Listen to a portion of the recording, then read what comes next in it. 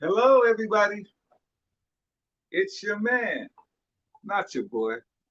Teddy Fame is back in the house, formerly of Tony Williams Platters. Just a minute, please. My light, it don't look right.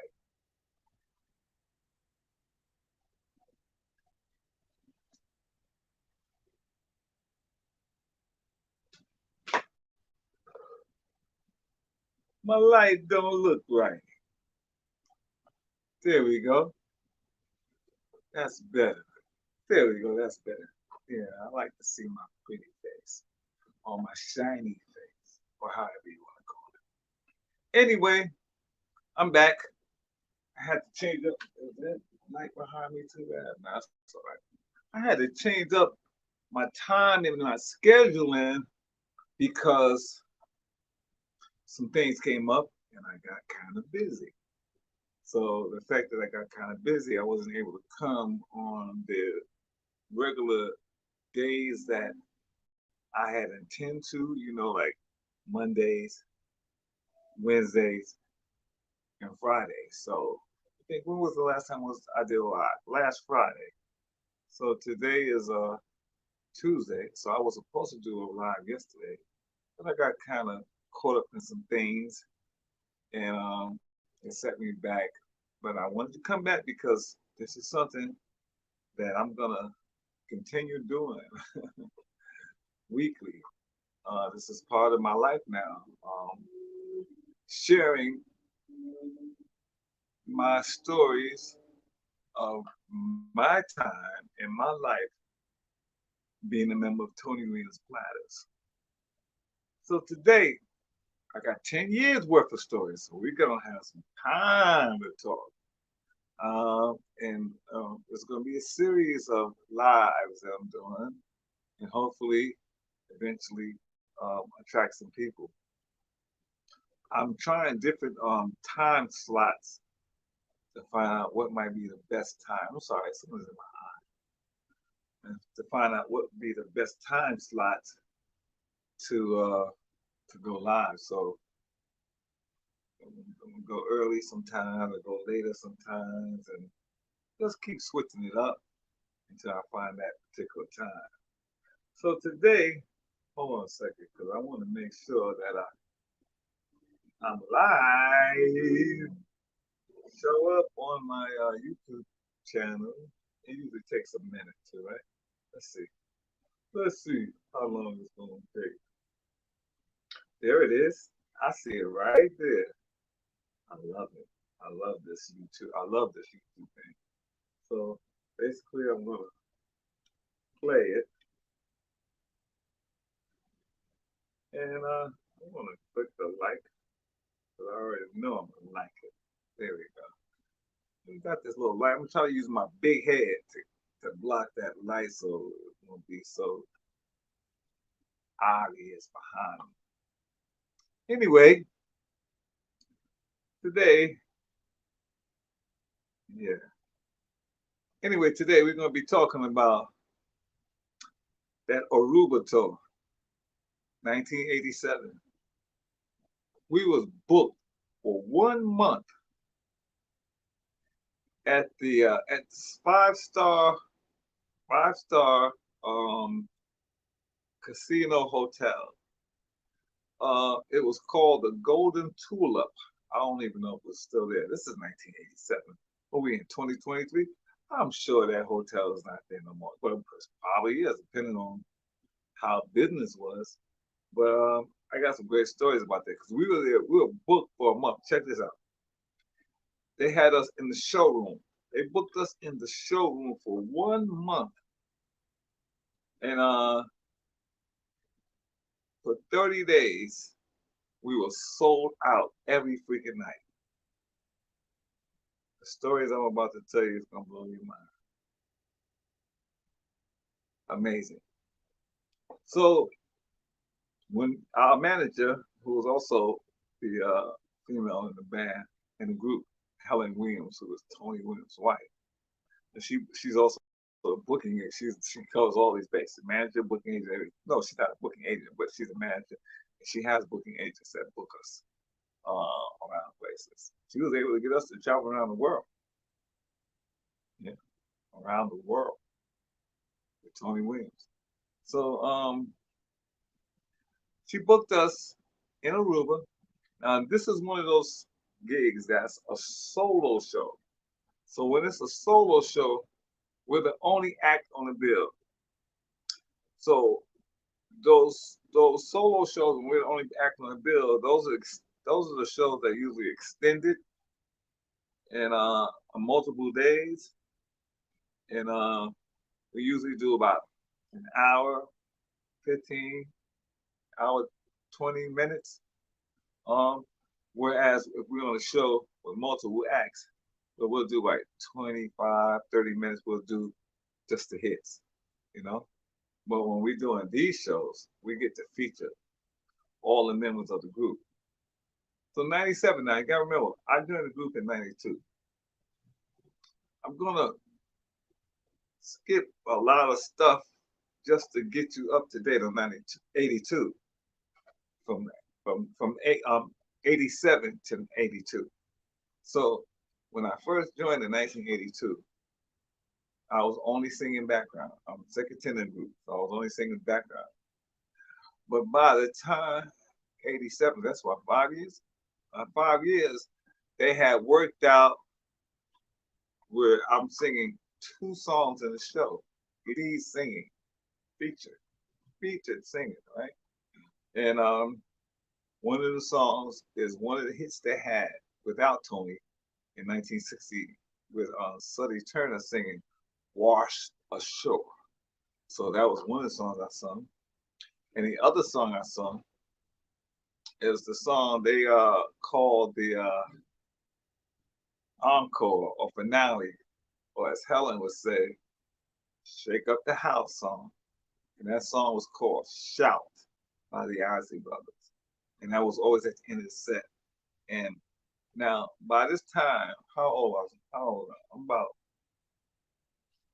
26, 27.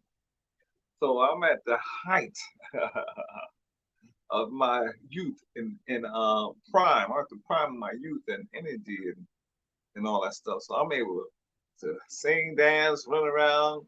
Can't do that stuff like that now. I'm 64 years old now. I was had a little bit of hair now. I don't have the head no more, but I have some hair. Um, so I had all this energy. And with the shout song, I used to run through the audience singing "Shout" while I'm running through the audience and doing all this stuff. The whole show. That's why I was like she said, what she said about me, like shaking up the house, which I thought it was good. Helen was a good in terms of being presenter, manager, production. She was good at that. I gotta give her credit. She was good at that. She was one of those people who always wanted to be in show business, but didn't really have any talent, but was a very good looking woman, especially back in her time when she was at her height. Because I think she was way older than Tony. Helen was born in 1929. I found that out because I saw her passport. I saw the date of her birth. I'm like, whoa, god damn, you old lady. But she was a good looking. She knows. I think her mother was white, so she's half mixed, right? So she had that the what they call it she had the look to the passing thing. So she was able to get a lot of doors. Matter of fact, she told me the story of how she met Tony. She was a showgirl in Vegas, and she was working for Joe Louis, the boxer. And this was like maybe 54, 55, 56, 1954, 55, 56. And Joe Louis had something going on at one of the hotels in Vegas. So the Platters were there to perform. That's how she met Tony, and her and Tony hooked up. And that's another story I talk about that later. So I just gave you small of this. So she knew what she was doing. So she had us booked in Aruba, and we were in the main room, the showroom. Nice showroom. I really enjoyed it. I wish they had a wireless mic back then. They didn't have wireless mics, so it was rare to have a wireless mic. So it was hard for me to do all of my stuff because I'm used to having wireless mics. I didn't have one there. And we did 6 nights a week, 1 night off, Sunday. I think what I forgot, Sunday or Monday, one of those nights off. But we did one show a night, and we lived in the hotel, so our rooms were in the hotel, so we can come out of our rooms and go straight to the showroom. So it was easy, very easy, comfortable to do that. As a matter of fact, um, me and some of the musicians who were around my age, we would hang out after the show and go out on the town and enjoy the life of Aruba. And they also had a casino in there, and I don't gamble, but I don't know what I was thinking. One night I was in the casino. I said, no, I said, because I don't gamble, I'm sorry. But I said, okay, I like blackjack and I like the slot machine. So I said, I'm gonna spend about $20 on the slot machine. So I'm putting the money in the slot machine, ding, ding, ding, ding, ding, losing, losing, losing, losing. My last one coin I put in the slot machine. Bam, I hit. I hit for $250. Oh, I was like, oh shit. The coins was coming out, right? Now here's the thing. You don't get the whole $250 in coins. You get, I think, about 100 or so dollars or $50, and then you have to go to the desk and they give you the rest of the money. Well, I was about to walk away with just that coin is not knowing that I'm supposed to collect the rest of my money from the tables. But this lady that was sitting right next to me informed me, hey, you still got money, man. Go to that table, get the rest of it, go up to the desk and tell them that and they're going to come up to the slot machine and see that you hit. They're going to give you the rest. Man, I felt like I couldn't believe it. Make a long story short, I took that $250 and went straight to the blackjack table. Lost that shit within an hour. Bam! But I didn't lose none of my personal money. But I learned a lesson. It comes like this and it goes like that. So that gambling money is, especially if you ain't got it to give away, don't gamble. Don't gamble. So it is very addictive. You can get addicted to gambling. So I'm telling you right now. So don't do it. I never really was a gambler for money because it's too hard to earn money, man. I'm not just gonna give you my money after I had to work so hard to get that money. No way. But lesson learned. So that was a little story about that. I got some. Oh, and the women there, a lot of fun. You know what's crazy? You go on an island like that, Aruba. Oh, here's a great story. I met Iman, the model Iman that was married to David Bowie, but she wasn't married to David Bowie at the time. I think she probably got married to David Bowie after that event, after that time in Aruba, because it was 1987. And she was dating some rich white dude, and he had a villa on in Aruba. So they invited us to come over to their villa after one of our performances. And me and probably two other members. Tony didn't go. Tony don't really do that. He don't hang out. So me and two other members of the group,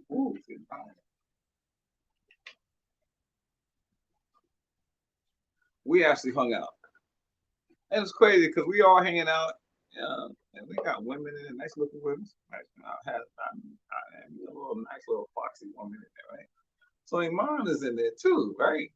So I'm watching Iman, and Iman and this dude is freaking making out. They wasn't actually having sex, but they was passionate about their making out. Right there, right in front of me on the goddamn couch. I'm like, this is crazy. Also, this is how stars get down.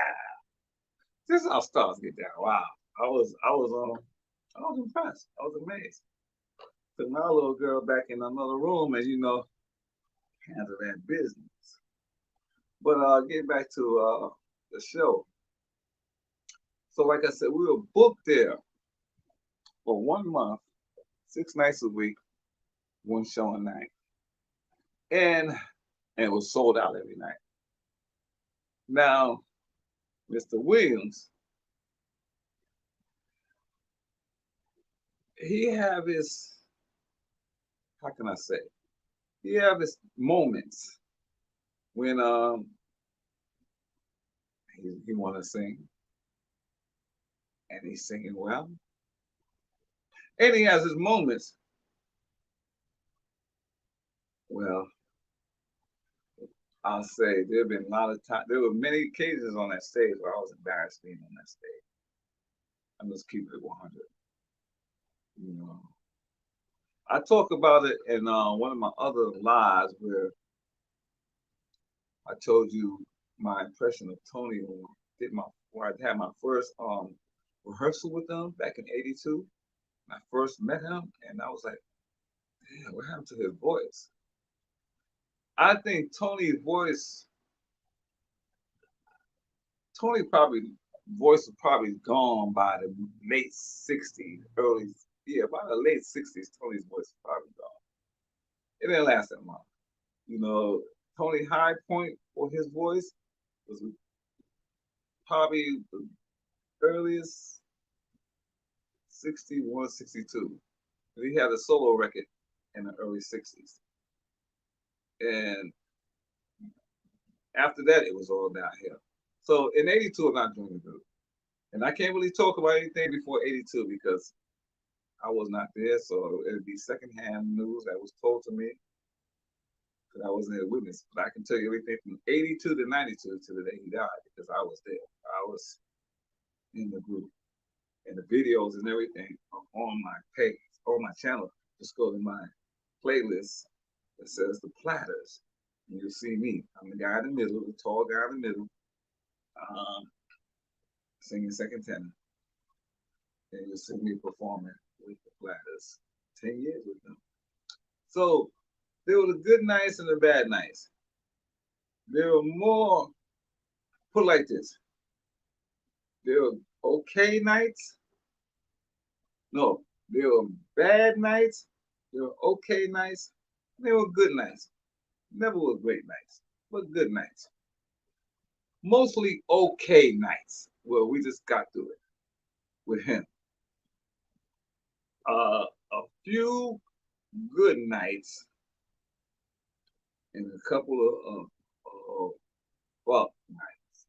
Oh shit, damn. So let's give you one of the story of one of those. Oh fuck. So Tony is an alcoholic.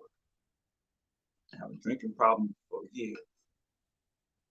Now, Tony is one of those alcoholics that drinks until he's inebriated. There's no cutoff point for him. So, and he only want to drink when we go to work. This dude don't freaking drink when he at home. Well, not as much. But when we on his road, that dude drink every night. So the road manager, his valet, Joe Burks, he was responsible primarily for making sure that Tony is able to get on stage and sing every night. So what he would do, he would moderate Tony's alcohol intake. So a lot of times what he would do, because Tony used to carry a little flash with him in his pocket, he'd drink a little flash from old school drinkers. And Joe would sometimes manipulate that by cutting it with water or something so it's not as strong. And sometimes it works and sometimes it don't. Well, this particular night, apparently Joe wasn't able to cut his drinks or whatever. And Tony was drinking all freaking day. All right. Now by showtime at 7 o'clock, We heading over to the show. Joe have he. We get there, no Tony's there. Joe's bringing Tony in. He's then they're carrying Tony to the dressing room because this guy is so messed up drinking wise, right? So we're the other group members. We're like, how the hell this man is gonna do this show tonight? He ain't gonna make it. This is an hour now. When we are doing our shows with nobody else, we're doing like an hour, half hour, 30 minutes. This man ain't gonna be able to be on stage in an hour or something minutes. Although the members in the group will get a chance to sing solo, which extends the show. So Sony would sing the hits, and between him singing the hits, we will each member would sing a couple songs, and that's how we would extend the show. And sometimes that's how we would cover for Tony.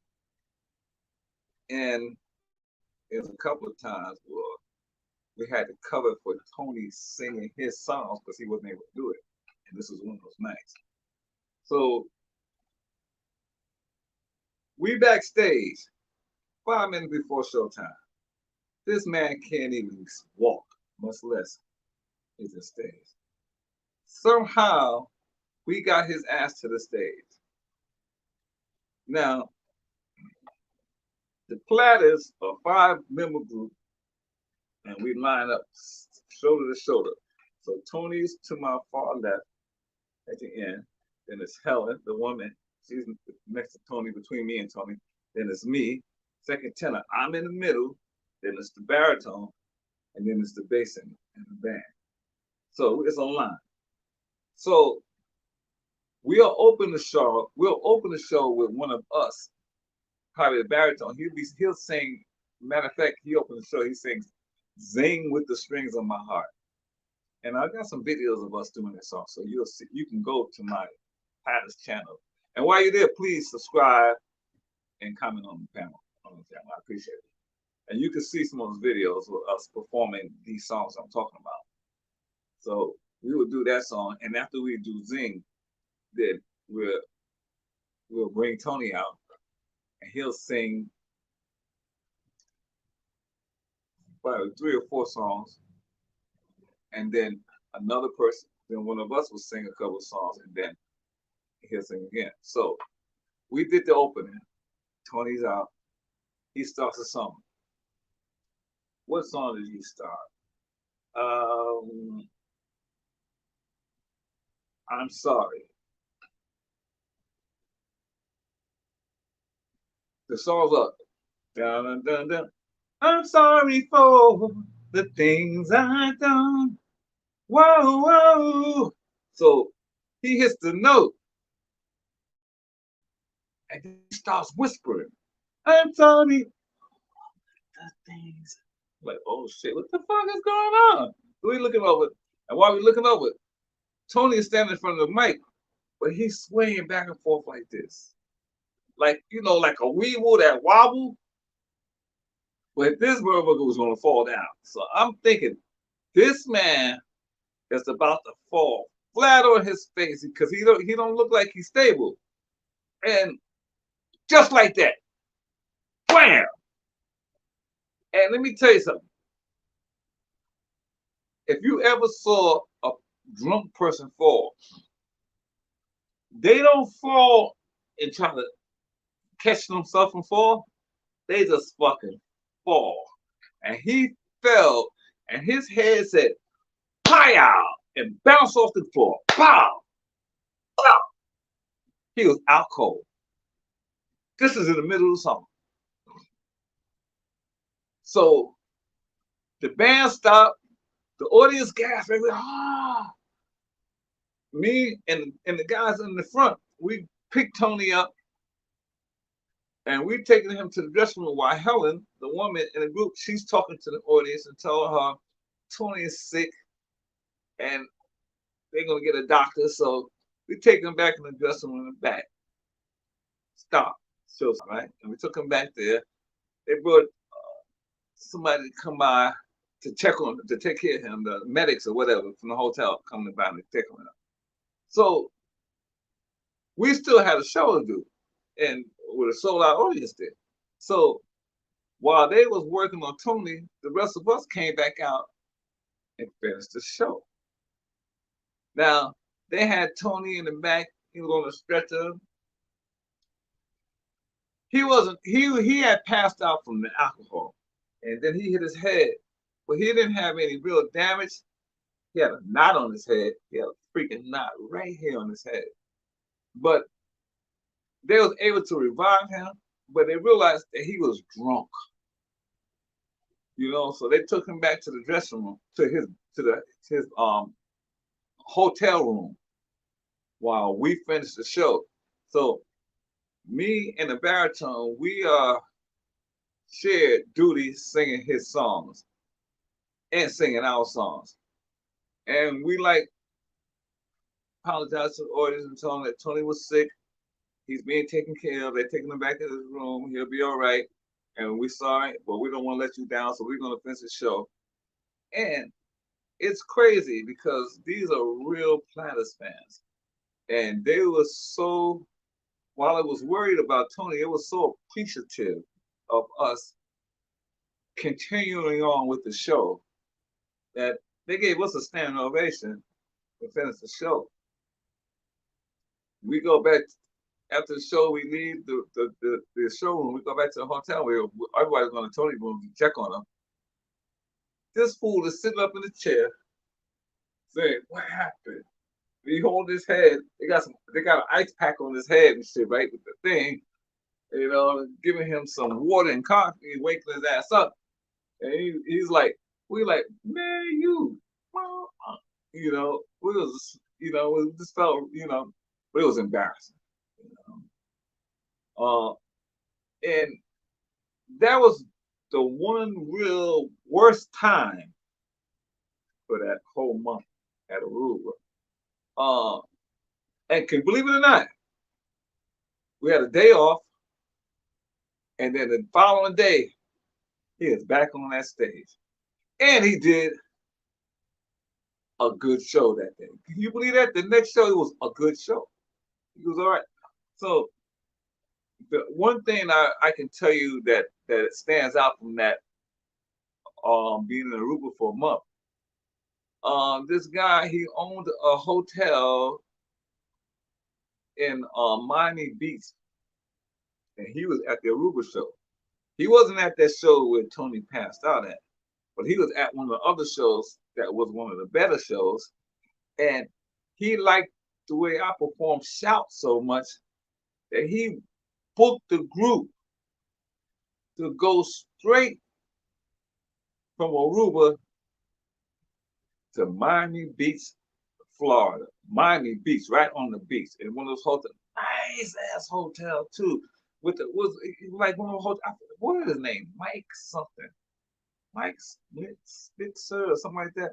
We had one of those hotels that had the in the showroom. They had the cars from the 50s. Everything was about the 50s, and it was like the Happy Days feeling there with the old jukebox and all this stuff in it, you know. And they had a nice showroom that had all that stuff in it. They booked us there for a week.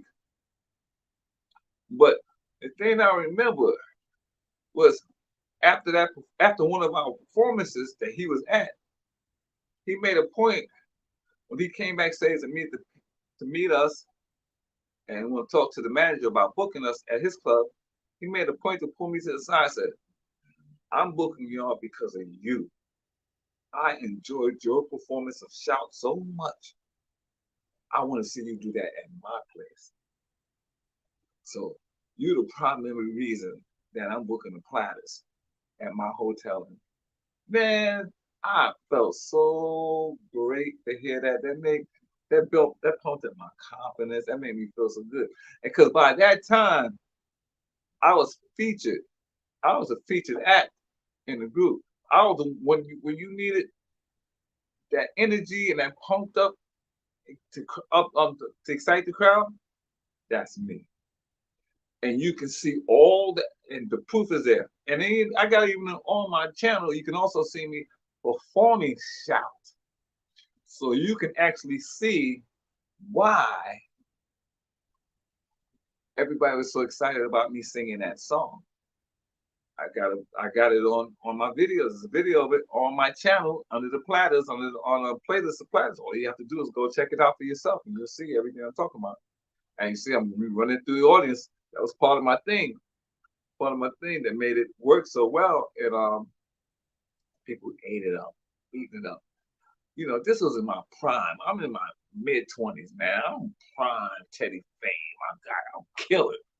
I thought I was better than Tony back then. You couldn't tell me that I wasn't a better performer than Tony. You know, but that's just me saying that. I'm just saying. But you can see it for yourself. All the videos are there on my channel. You can see it for yourself. Go back up the videos. Go check out the videos for yourself, and then you see what I'm saying. If what I'm saying is true or not.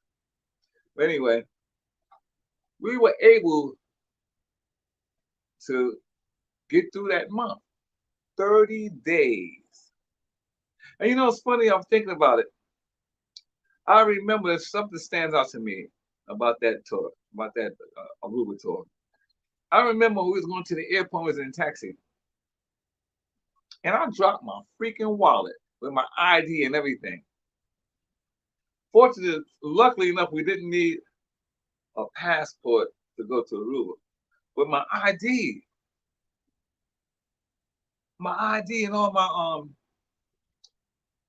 information was in that wallet, and I dropped it in the car in a taxi. I was so mad. So when we got to the counter, I couldn't find my ID. I thought they was gonna leave me, but somehow they got me on that plane. And can you believe whoever found my wallet? And there's some good Samaritans out there. Cause whoever got in the taxi after me found my wallet, saw my ID, the address, and mailed my wallet back to me with everything, and I couldn't believe it. I was like, wow. And this is New York at JFK Airport. Shit like that don't happen. You know, that don't happen. But I got my wallet back. You know, a month later when we got back to home to New York, my wallet was in my house, mailed to me. I couldn't believe it. I was like, wow. So I just wanted to share that story with you. Yeah. And another thing I remember about that Aruba tour, that was the tour. That was the year that Sugar Ray Leonard fought Marvin Hagler for the middleweight title with Sugar Ray won.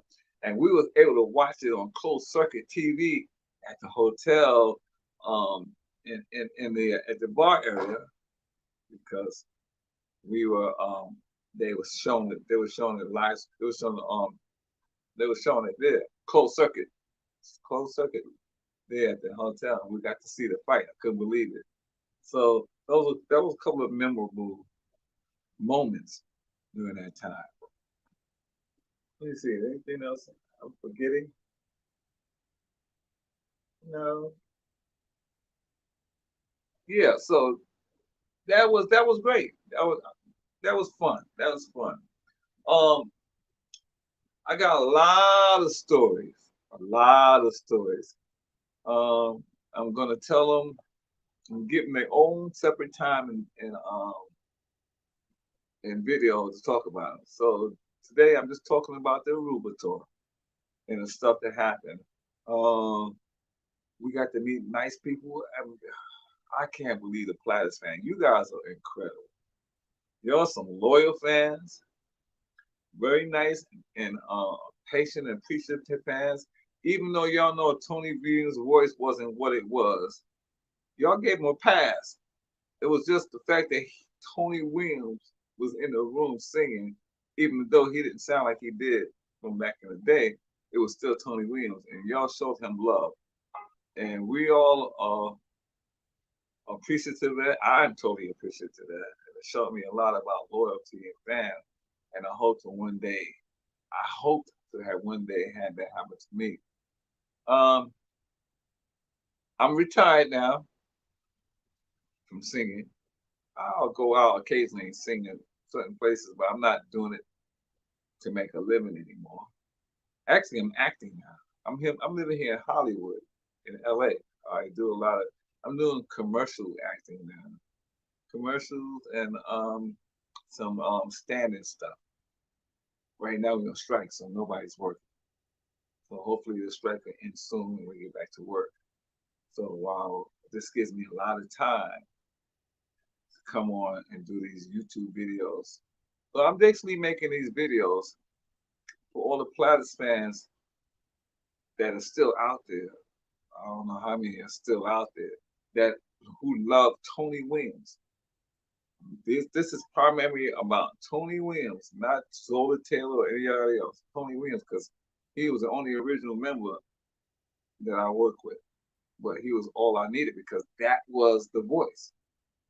So these videos are going to be talking about my experience in Tony Williams' last version of the Platters. It was called Tony Williams Platters. His last version of the Platters before he died. I was in the last group he ever had sung in before he passed.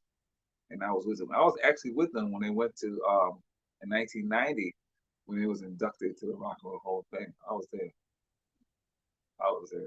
Excited. So I'm gonna talk about that too later on video. Got so many videos to talk about. So we're gonna take them a little at a time and talk about them.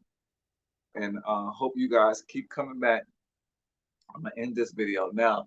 I'm in this live stream now, but eventually you guys will come on and you'll comment, ask me questions or whatever, and we can talk. Cause I'm doing these lives so I can get to meet you guys and just talk. You know, I just want just share.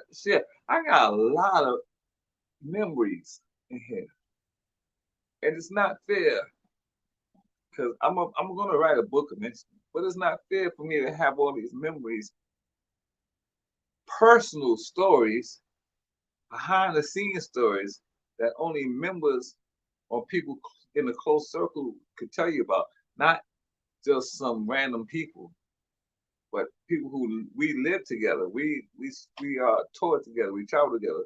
So I can tell you all those kind of stories. And I'm the last surviving member of Tony Williams Platters. Everybody you see in those videos that was on that stage, that was a member of the Platters, when I'm singing that group, are no longer here anymore. They all passed. They're all gone.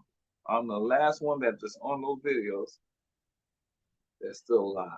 So I'm the last one that can share these stories with you guys.